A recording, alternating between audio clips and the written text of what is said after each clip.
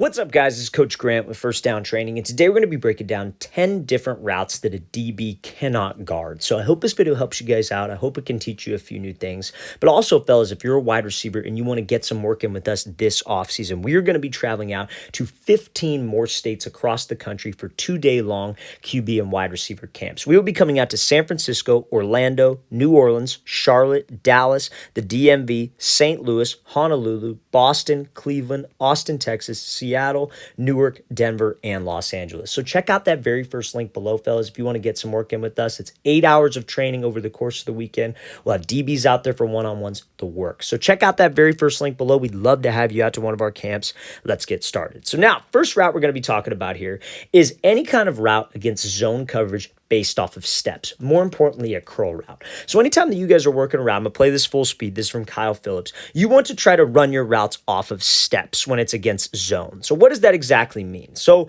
I'm sure all of you guys that are maybe on the younger side of things, like youth wide receivers, maybe some of you that are in high school, maybe don't play at the highest level, or maybe have the highest level of a wide receiver coach, whatever it might be. They might tell your routes to only do it like by yardage. Like you're going to run a curl, it's 12 yards back to 10. And that's fine, but there comes a certain level where you have to run your routes at a certain speed, especially if you're trying to play college ball. And to be able to run your routes at a certain speed, we can't be looking down or worried about the depth because that will naturally slow you down. So running routes off of steps is the best way to do that and to correct that. Even if your team doesn't do that, you should still have that in the back of your mind, especially when it's zone. So we're looking at Kyle Phillips run this curl route. So he's going to be breaking off of his fourth outside. So that's his first outside step. That's the second, that's the third, and then that's the fourth. The fourth is the trigger step. That should take you to about 12 yards. So when you run your routes based off of steps, it allows you to sell vertical for a longer period of time. So if he's running this route from the outside receiver spot and he's got a corner who's about 7 to 8 yards off, you running with speed and selling vertical is what gets him to move off the platform, is what gets him to backpedal, maybe even turn and run. But when it's zone, if you guys are so worried about the yardage and you guys are slowing down because you're trying to break at the perfect spot and you don't trust yourself, you're not going to be able to get space. So that's why we need to count steps. Now, sometimes what wide receivers will do is they'll count every step. Like, so instead of counting their fourth outside step, they'll be like, oh, I'm going to run a 7-step curl. We don't want to do that because that's too many dang numbers. Just count the outside steps or the inside steps. Because now, to get this DB to move, I talk a lot about selling vertical. And when you run off of steps, it allows you to run in full stride. It allows you to keep a good pad level and not slow down. If you can do those 3 details, I guarantee you a DB will start to move. We just have to make sure we emphasize those details. And you see Phillips does exactly that. He's in a good pad level. He's got a forward lean. He's getting his knees up. He's not taking choppy strides either. A lot of times when guys will go off a yardage, they get about 2 yards from the break point and their stride starts to shorten. That's what we call an indicator. And we want to eliminate all indicators on my routes because that's what will get a DB to bail. Let's play this thing again full speed. So the first route that a DB cannot guard, fellas, is in zone when we run a route off of steps and we can sell vertical properly. This is a great router from Kyle Phillips, being able to snap down and use those hips, fellas, on that outside step to break you down. Okay, so now, this second route that I feel that DBs cannot guard. They cannot guard a whip route or a T route when you're able to get out of the break in 2 steps with the correct form. So this is from this Brandon Ayuk, and he's running like kind of I call it a T route. It's like the reverse of a whip, right? A whip is where you break to the slant and whip back out. This is where he's breaking to the out route, then whipping back in, if you will. So it's a little bit, it's the same type of break, a little bit different. So let's play this full speed. So when he breaks on this thing, there's no change in his body language when he makes this break. So let's talk about it. When you're running, let's pretend it's a whip, because the whip I know is one that everybody runs. Like, let's say the quarterback's to the left side of the field, we're running a slant. And now when you're running this slant route, or in this case, the out route, we obviously have to be a salesman. A whip route, a T route, they're both double moves, right? You're going in, then back out, or out, then back in. So when you're selling that move on a double move, it's so important that we are selling it almost like a vert in that last example. You're running full speed, you're running full stride, you have a good pad level. But where a lot of people go wrong on this whip route is they try to get out in 2 steps with without selling it. So what they'll do is right before they start to snap down, they'll start to turn their shoulder and they'll turn their hips, giving this route away. So anytime that you guys are running that whip, anytime that you guys are running that tee, you have to make sure that your hips and shoulders are committed to it. Because a lot of times guys will run this and a DB in man coverage is supposed to be watching what? Your hips. And before they even snap down like Ayuk does right here, they'll start to turn out. And then their hip drop isn't explosive, they're not creating energy, and they're not selling it for as long as they need to. So if you guys can run that whip, you guys can run that T route and actually commit to it and use your hip drop to slow you down, that is where you get a lot of separation. Now, it's hard to get out in 2 steps, though, when you're using your hips, because it's obviously easier to slow down, it's easier to turn. That's what makes the break easier, and that's what will get you out in 2 steps. But I would rather have you take more steps than not sell the route enough. But Ayuk here, this is a unique example because he's able to sell it and he's able to get out in 2. And that comes down to being able to snap and get low enough. So you see when he drops his hips are getting low. He's dropping his butt. He's bringing his chin to his knee, and he hooks the opposite leg around. If you're running this whip route and you're breaking off the inside foot, you want to snap and then hook. Because our goal is to get my shin angles to be at almost a 45 degree so I could drive back to that ball or drive and get some separation away from that DB. So if we can trust my hips on a whip route, not start to turn with my upper body and cheat the route, that sells it longer, my hip drop will be more explosive, and then it's all about foot placement, fellas. That is another unguardable route. DB cannot guard this route if you run it correctly. Let's play this again, full speed. Great job by Ayuk, bursting inside and then flipping his feet. Okay, so now, next example here I want to talk about is something that a DB cannot guard. Third thing is a press release where we are able to step outside of his frame when we have cushion. A DB cannot guard this because he is forced to have to honor this type of fake. So let's play this clip here one time. So this is like kind of a triple step release on a slant route. Now you don't have to use this just on a slant route. You use this on a lot of things, but I want you to see where he steps. So anytime that you have some cushion from the DB, right? Like a yard, maybe 2 yards, sometimes maybe even 3 to 4 yards, and it's man. You got to close that cushion. You have to get into his frame. You have to threaten him outside of his platform. There is no making him miss laterally when there's 2 yards of space. I see this all the time. What wide receivers will do is they'll make a move and they'll do like you see how he's doing this crossover. They will just do the crossover and they never close distance with the DB. And they do all this head movement, shoulder movement, but that doesn't get the DB to bite. That DB is going to be watching your hips. He's reading your body language. And even if we do get him to jump, there's still a big gap and we still have to get to here on the slant. And that will not work. So we have to threaten him outside of his frame. So that's what this receiver does here. He takes 2 quick steps, but he steps wide. And that is what gets the DB to jump. Because when you can step here, and you bring your hip with the foot, the way I think of it is like your hip is attached to your foot no matter where you're making a cut, you're making a move at the top of the route, that hip is always attached with the foot. Because now when your hips and shoulders commit, you're stepping wide, everything about this looks like you're going outside. That's what it takes to get a DB to move. You almost want to think of it like you're driving. You got 3 lanes. You got the far left lane, you got the middle lane, and then you got the right lane. If I'm trying to get the DB to move to the right lane, I actually have to step and bring my body all the way to the right lane. That is what will get you space. But you have to make sure the hip is attached to the foot. So many guys try to do this, but they get too wide. And this might be a little wide, but he still has balance. He still has a knee bend. He's still able to drive off of this because the hip goes with the foot. And that is the main key on this, fellas. So unguardable off the line. If you can threaten that DB's cushion, close the distance, but also get outside of his frame and maintain explosion. Let's play this full speed. Great job by this wide receiver stepping out wide and then winning on that slant.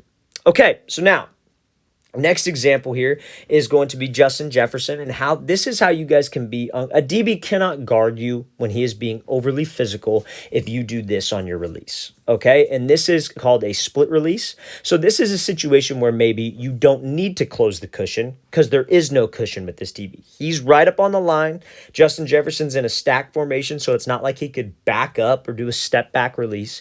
So for this DB to not be able to guard you on this type of play, you need a good base. You need to make sure that we have a plan and we keep a good pad level. Those are the keys when it's against a physical DB.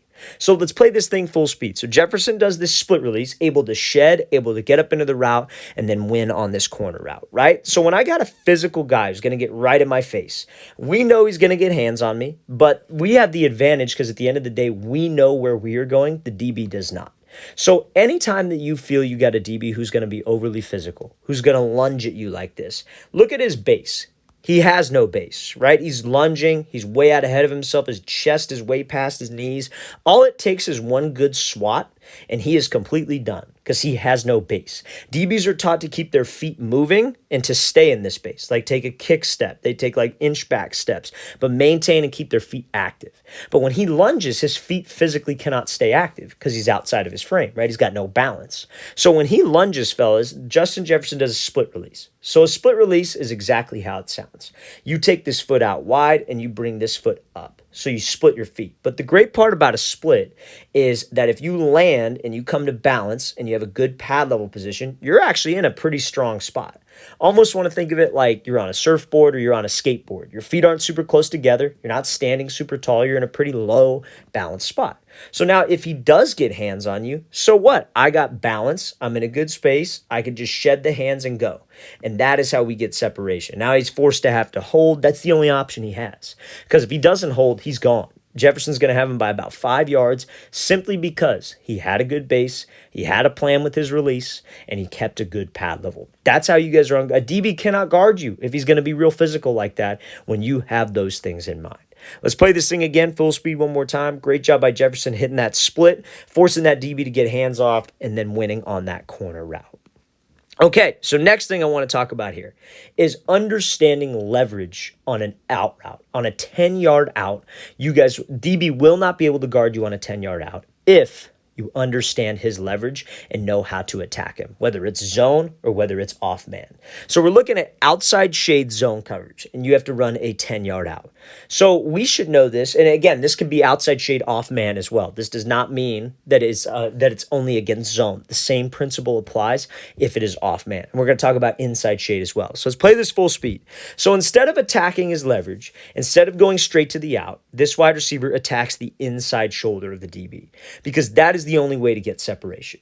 When it comes to running routes, you need, and let me put it this way too, there is no defense for a perfect throw. This DB could be right on your hip, but that quarterback puts it in a perfect spot. There's no defense that could stop that if it's a perfect ball. But we have to set up the perfect ball. We have to give the quarterback enough space to let him throw me a perfect ball. And that comes from your spacing and your route IQ. So if I have outside shade, a lot of people, when they're running that 10-yard out, they love to just go straight to the out route. They love to try to go as far outside as possible to get on the outside of the DB and run the out. But you got to understand when a DB is lined up outside leverage, whether he's in press or whether he's off, his sole purpose is to not give up the outside. He wants to force every single route that you run to the inside because he's outside leverage for a reason. He's got help inside. So he has help inside. He will not give up the outside if he's disciplined. He's worth anything as a DB. And he's probably expecting the outside route based on this wide receiver's split. So if I just go to the outside right now, let's say Woods, all he did was just run up and just try to go right to this blind spot. DB would weave. He would squeeze him to the sideline, and then we'd run this 10-yard out with only maybe about 3 yards of space to accelerate, and that's not setting the QB up for a perfect throw.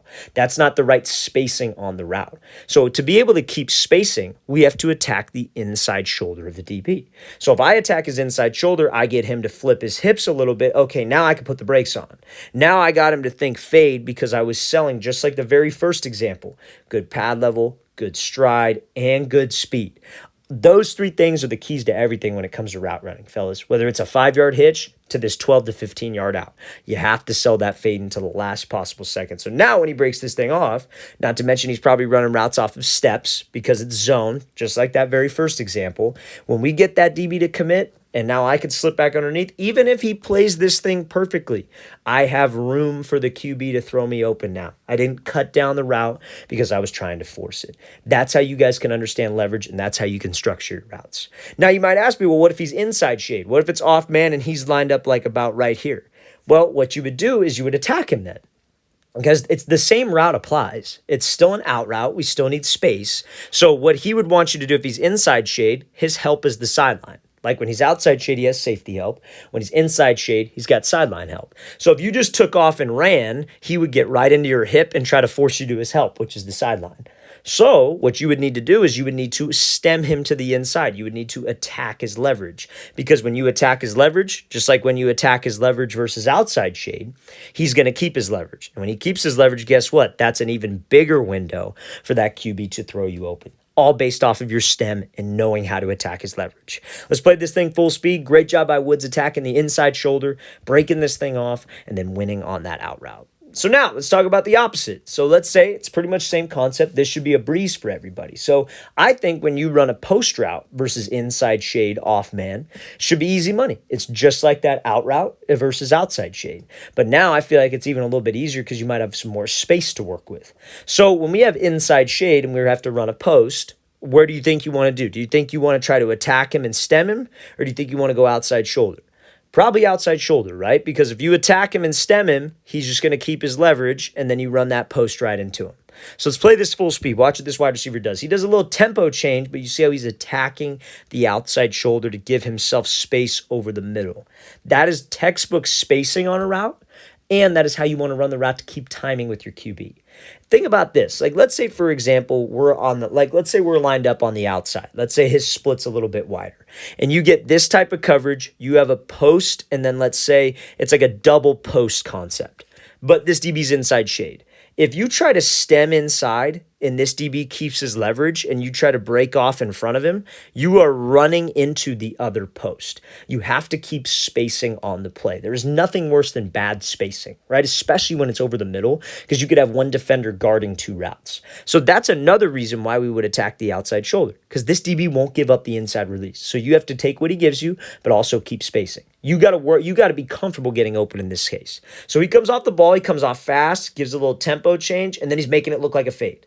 Attack the outside shoulder. Make him think you're running vertical. This honestly should be easier, because on a fade, you would want to take that outside release. On a fade, when you're running that out route, usually you don't see that inside release. So this is probably easier to get the DB to flip his hips than that out route. But same principles apply. We got to run hard, run in full stride, hips and shoulders are committed, good pad level, and we put the brakes on.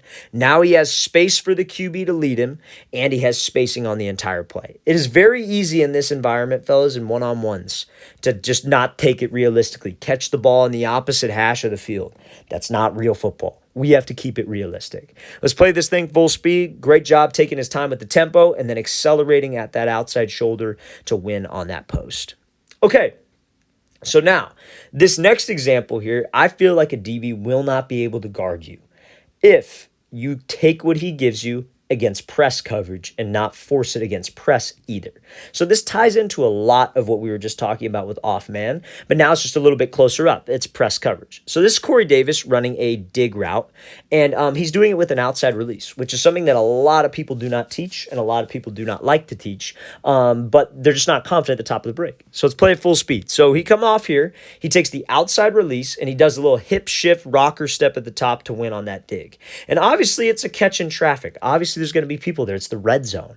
But to just get a step or two on a DB means that you are open, especially in the red zone and especially against a talented DB. And every single NFL DB is talented.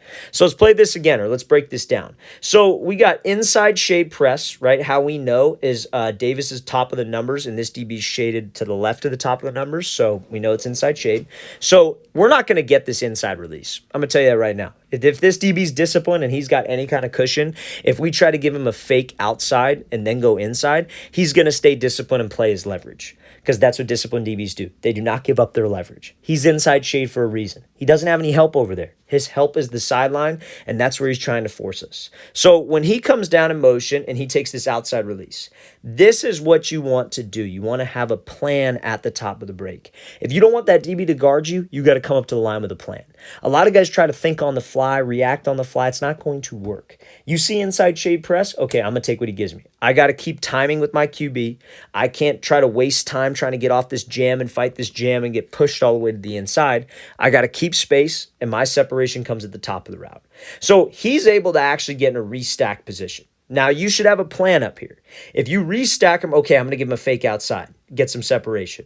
Now, some of you might ask me, well, what if we're not able to restack? And I took that outside release now for no reason because this DB's on my hip. That's when you have to execute that plan. You have a plan, and then you have a plan if the DB takes it away. So that DB takes it away, but I'm taking this outside release. I could put my hand on the back of his shoulder, back of his hip, swap by. I could slip under. They call it a throw-by move. I could do that if he plays it well. But the main key is I kept spacing and I didn't force it. Those are the keys, fellas. A DB's sole purpose in press coverage is to disrupt timing.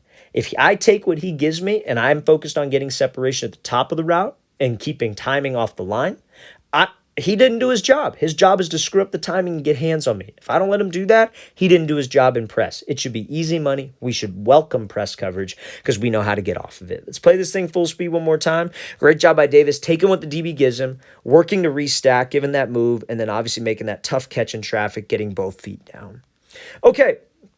So now, this next example here is going to be from the same thing, taking an outside release on a dig route, and he's able to restack. So now this is an example of how when you guys restack on a route, and it's I honestly, this really only applies to a dig route because a dig route is where situations where guys like to snap down.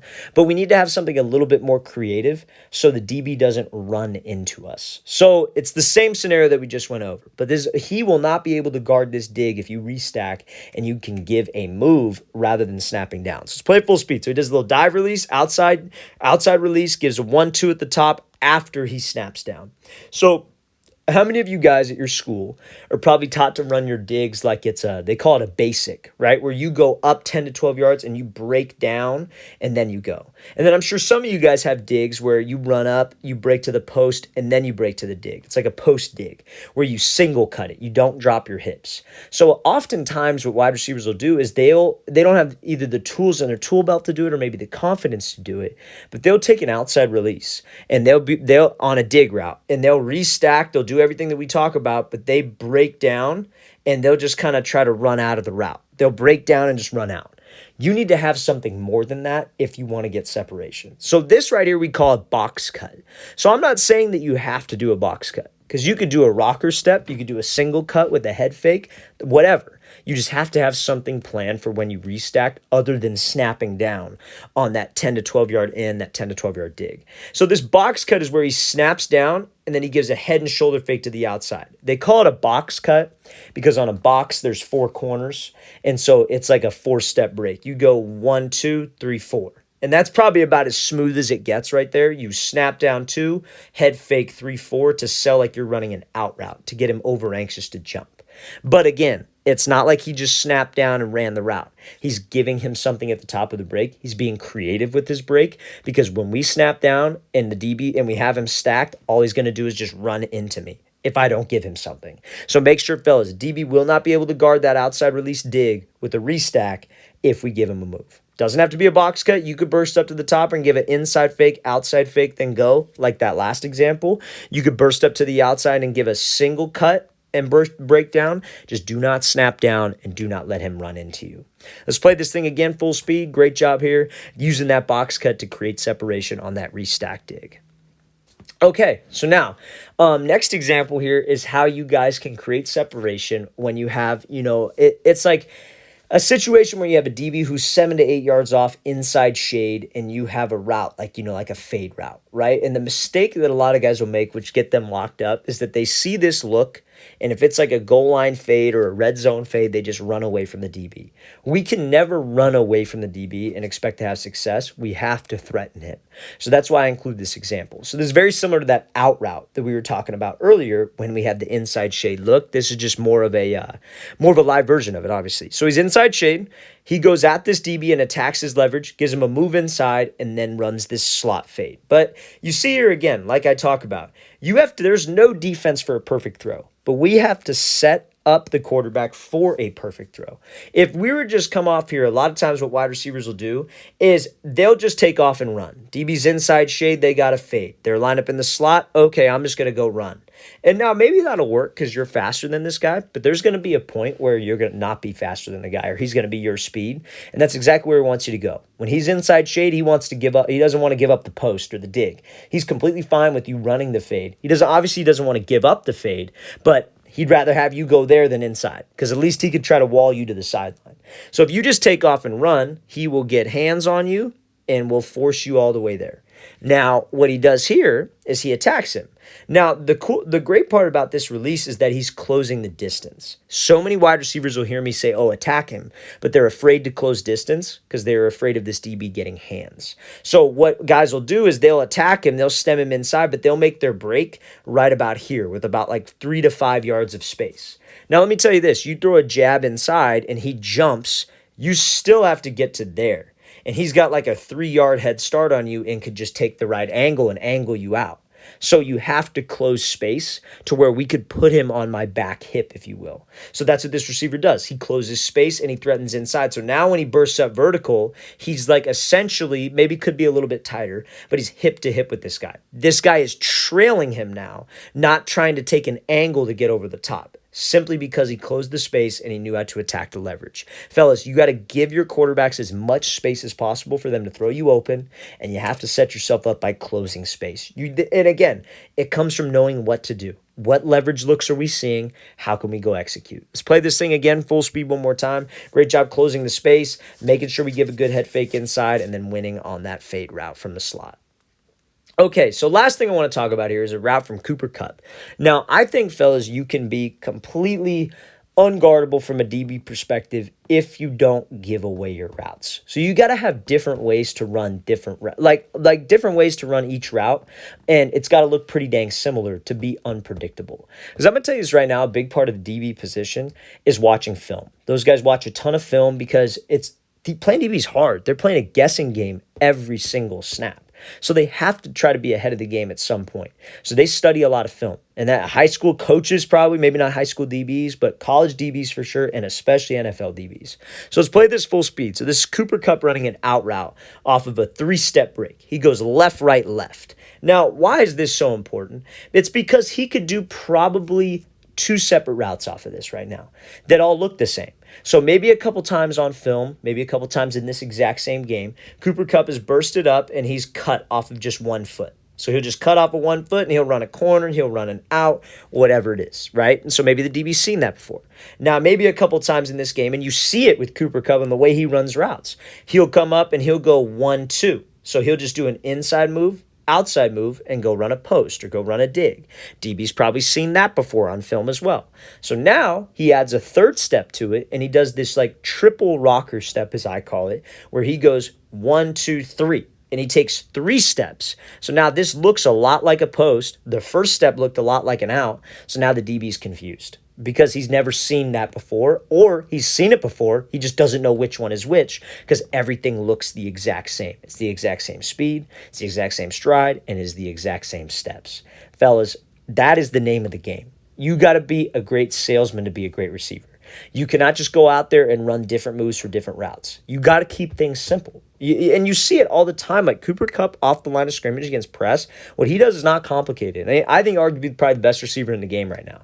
It's not complicated. He just knows how to use a guy's leverage. He knows how to keep spacing because he knows this is what gets you open. Your stem, your break point, the acceleration, that's what gets you open. Press just gets you off the ball, and that keeps timing with my QB. But fellas, being unpredictable makes the DB's job so hard. He has to rely on his technique. He's got to rely on his eyes. He's got to rely on his footwork. But when we're a step ahead of him, maybe 2 steps ahead of him because he doesn't know what break I'm doing, I should win every single time. Let's play this thing again, full speed. So again, to be unguardable, fellas, DB will not be able to guard any route that you run if you make it unpredictable and you make it look similar to other routes. You got to pair releases together. You got to pair routes together, and you have to make everything look like a fade at a certain point. All right, fellas, I really want to thank you for watching. I really appreciate it. If you guys have any questions at all, don't hesitate to leave those in the comment section below. We always appreciate the feedback. It's always great to hear from you guys. And again, fellas, we are traveling out to 15 more states across the country for 2-day-long QB and wide receiver training camps. So if you guys are local to one of those 15 cities that we listed, or one of the 15 cities right here, check out that very first link in the description below. It's a 2-day camp, 8 hours of training. We're going to have DBs out there. And again, it's not one of those showcase camps where it's, 150 kids. We're limiting spots. You're going to be in a small group of guys where you're actually going to get better over the course of that weekend. So very first link below, fellas. Hope we could see you there. I'll see you guys next time.